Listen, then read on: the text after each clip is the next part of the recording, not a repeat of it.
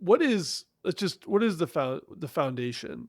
Explain that to someone who has never heard of it, and sort of how it works with, if you're in need and applying for a grant or some assistance. Uh, how does that all work? So, Southern Smoke Foundation provides crisis relief grants to anyone in the food and beverage industry nationwide. And we also provide access to free mental health care to anyone in the food and beverage industry. Right now, we're in 5 states. By the end of the summer, we will be in 10 states plus DC. Oh, wow. And if you are living in a state that we do not have a program, you can apply through our emergency relief program to get funds to use for mental health. Um, the idea of adding the mental health component to our mission was because as we were looking at how do we keep people out of crisis, Mhm.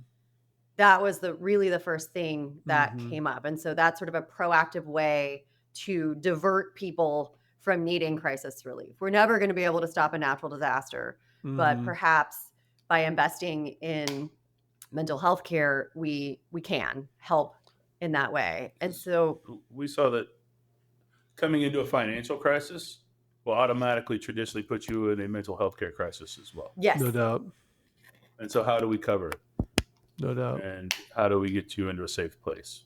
yeah, That was key for us. exactly. And so we have two qualifications for both programs, and that's that you have worked in the industry for 6 months at 30 hours a week. So we have a crisis toolkit that we share with anyone who is interested, but just like what documents should I have on hand at any given time? Knowing how to access your pay stubs, Mhm. having a copy of your lease or your mortgage.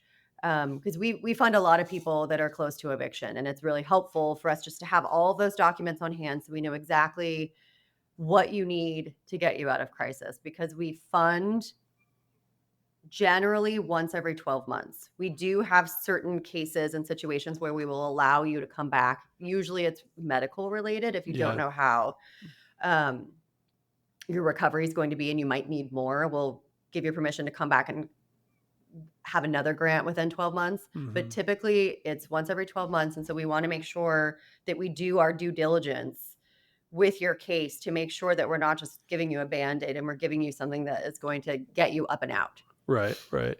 You wanna give them the, help develop the pathway for them to get past whatever, Exactly. um, challenge they're going through at the time. Um, Exactly.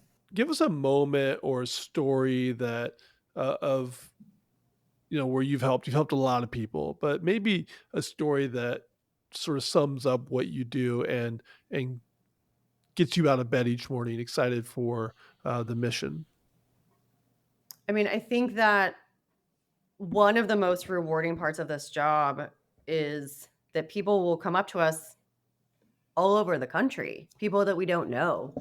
And it happened in Aspen this year a couple of times. But one that really hit home was Caroline Glover out of Colorado. We had not met before, and she came up to Chris and I in a hotel lobby, and she's like, "Look, we haven't met. I just want you to know that you saved one of my cooks." And he, and this was before I was on staff. But I asked our chief mission officer, I was like, "Do you remember this case?" And she's like, "I absolutely remember this case." And it was an urgent case. He needed to get into rehab immediately, and we got him in and got it funded within 24 hours and also funded his lease while Wow. he was his rent while he was there so he didn't come back to a financial crisis. Wow. And Caroline told us in Aspen, she's like, "He just celebrated 1 year of sobriety." And that Crazy. it's but we hear stories like that all the time, and it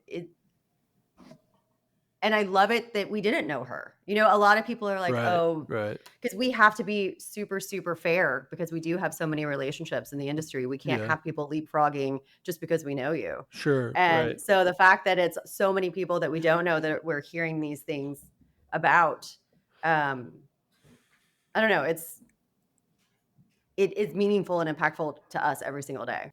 No, but, like, the fact that you're able to help somebody going through substance abuse recovery so that they don't need to worry about losing their car, their home, their Mhm. whatever it is. That's amazing. I didn't really think of it like that. I just thought of, okay, getting, maybe need to enter some sort of, some mental health help or some We healthcare issues. But we this have is funded anything from somebody's bike being stolen to get them back and forth to work. So mm, or a cell phone bill or whatever they need, from $200 to, I don't know if we'll ever be able to do it again, but $100,000 for, you know, Brain reconstruction. brain reconstruction. And then we've done heart transplants. We've done new teeth for wow. waiters. Like we getting people out of domestic violence situations, like, and because that's the thing about Southern Smoke is it is case by case. Right. And I think a lot of things we found during pandemic was everybody's like, we do $500 or we do $1,000 or we do this, but we Right. don't have a cap. We really can fund it. Yeah. And Mhm. and it's funny, like our chief mission officer, she still works cases from time to time, although we just hired someone, so hopefully she'll be able Mhm. to, Mhm. not work cases all the time, but she was working a case and she was negotiating like a car repossession situation and was on the phone with the repo guy No and was like, I kidding. can give you this in cash that's half of what is owed. So, it's just, and I asked her later and I was like, did you ever think that that's what you would be doing in this job? She's like, not in a million years, but we helped that. And he was a cook at a country club and we helped him get his car out of repossession and a down payment on a new one. And now he can get to work. Hey everyone, thank you so much for watching this episode of Chef Radio Podcast. If you like what you hear, check us out on Spotify or Apple Podcasts or wherever you get your podcasts. You'll hear full-length episodes of me interviewing chefs from all over the country and the world. And don't forget to like, subscribe, and all that stuff. Share it with your fellow chefs and food enthusiasts. So until next time, I'm Eli Kulp. Thank you for watching. And remember to keep pushing yourself to be better and be kind to each other.